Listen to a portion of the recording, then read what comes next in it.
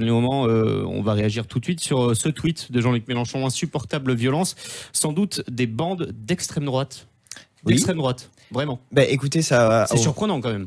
Ah, c'est surprenant pour vous, mais ça a au moins un intérêt, c'est que ça fait réfléchir sur qui sont les personnes qui font ça.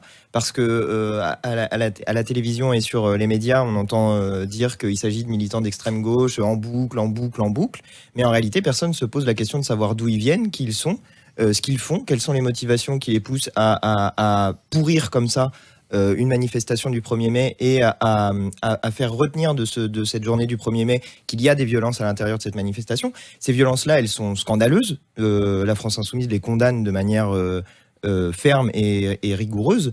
Et elle pose aussi la question de comment 1200 personnes peuvent se rassembler comme ça, casser un certain nombre de choses et sans que vraisemblablement les forces de l'ordre interviennent avant que les choses soient cassées. Comme l'a dit Antoine, faut voir avant de pouvoir juger. Hein. Voilà, apparemment il y en a à peu près 200 personnes qui se sont fait arrêter en tête de cortège. Et ben on verra qui sont ces personnes, quelles sont leurs revendications, d'où ils viennent.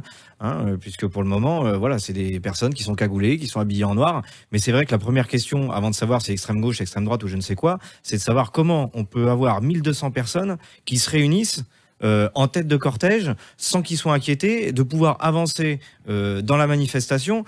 Alors, on sait pertinemment qu'une fois passé le pont d'Austerlitz, on arrive sur une zone où il y a des pavés et ça part systématiquement en vrille à cet endroit-là.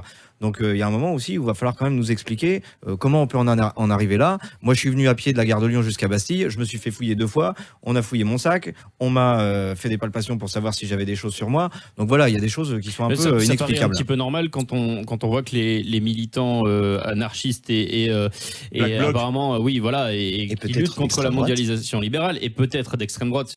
On peut trouver normal, a priori, quand on voit qu'ils sont visiblement dotés de cocktails Molotov ou de barres de fer. Ils ont saccagé une concession Renault, un McDonald's.